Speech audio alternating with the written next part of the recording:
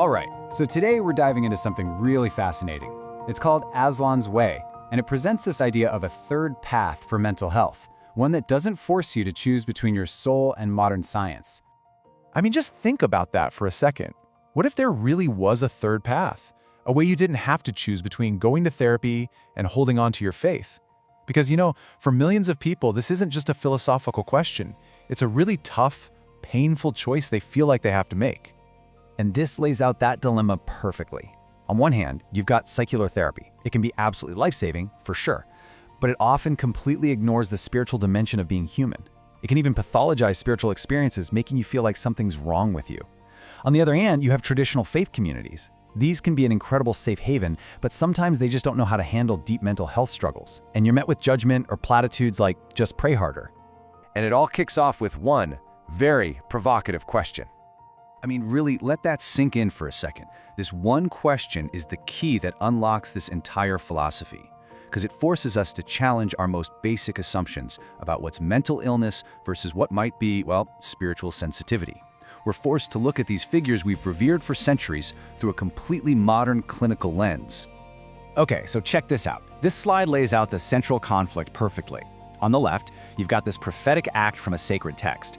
On the right, boom, the clinical language from the DSM-5, the official diagnostic manual for psychiatrists. The point being made here is that the behavior of people like Ezekiel or Moses or Paul would almost certainly get them diagnosed with symptoms of psychosis today. And the result of this gap? A staggering number of people are left feeling completely stranded in the middle. We're talking about 47 million Americans who are actively looking for mental health care that actually honors their spiritual life. That's a huge number. So this is where Aslan's Way comes into the picture. It positions itself as the solution to this problem, as a bridge between our inner world, our psyche, and our spirit, so people don't have to navigate that journey all alone. The name itself is pretty cool. It tells you a lot. It's a combination of Aslan, the famous Christ figure lion from C.S. Lewis's Chronicles of Narnia, and Logos, which is the Greek term for the word. So at its very core, it's a ministry focused on weaving Christian spirituality right into the fabric of mental health care. And what's really smart is that their approach isn't one size fits all. They've developed this three-tiered system to meet people exactly where they are. So Tier 1 is universal. It's just about noticing those meaningful coincidences, those synchronicities in your everyday life. Tier 2 goes a little deeper into mystical frameworks, like exploring the hero's journey that we see in so many stories. And then Tier 3 offers a full Christian integration. But here's what's so important. There is zero pressure to advance. It's all about finding what resonates with you. So who's behind all this? Well, this quote really says everything. Their credibility comes from their scars, not just their degrees. This is key. The authority of the founders doesn't just come from a textbook. It comes from their own lived experience. It's been forged in fire. And their personal stories are just wow.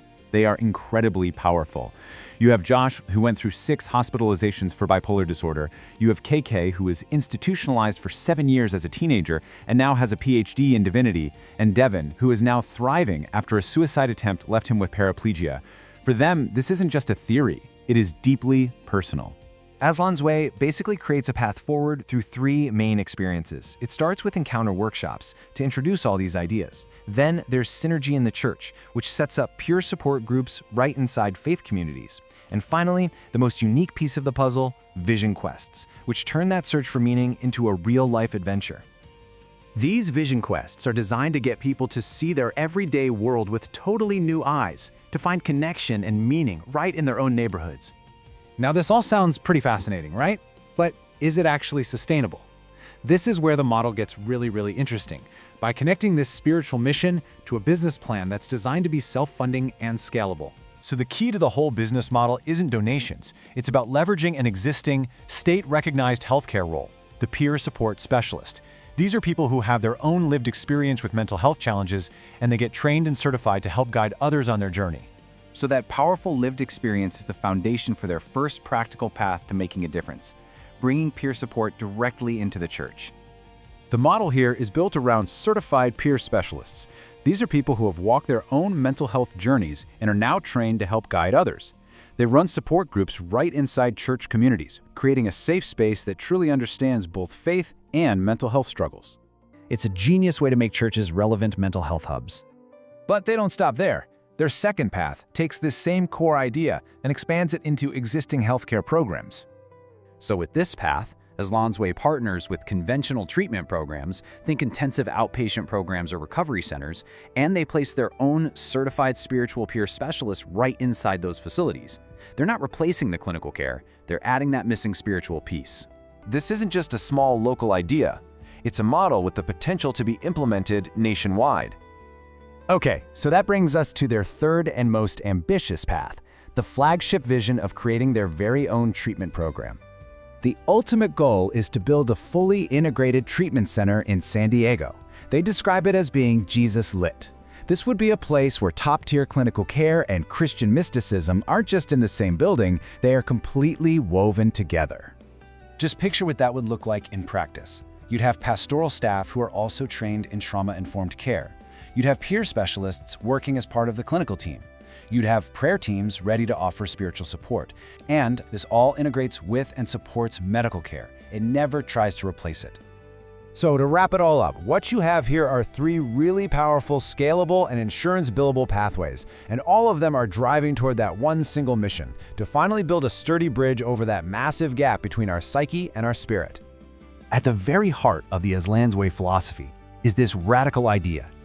What if the thing that looks and feels like a complete breakdown is actually the very beginning of your breakthrough? It's a total reframing of crisis, not as an end, but as a turning point. The vision that ties all of this together is incredibly ambitious. It's about reframing the entire journey of a mental health crisis. The idea is that you're not a prisoner to a diagnosis for the rest of your life. Instead, that lived experience is seen as a kind of training, a preparation for unique calling.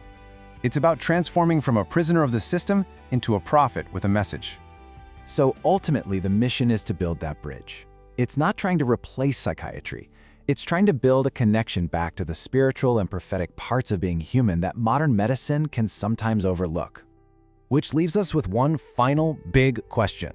As we see this growing search for meaning right alongside a growing mental health crisis, could an integration of the spiritual be the very piece that's been missing from our approach to well-being? Is this, maybe, a glimpse into the future of mental health? It's a really powerful idea to sit with. If any of this resonated with you and you want to explore this third path for yourself, you can connect with them and learn a lot more at their website, aslanzway.com.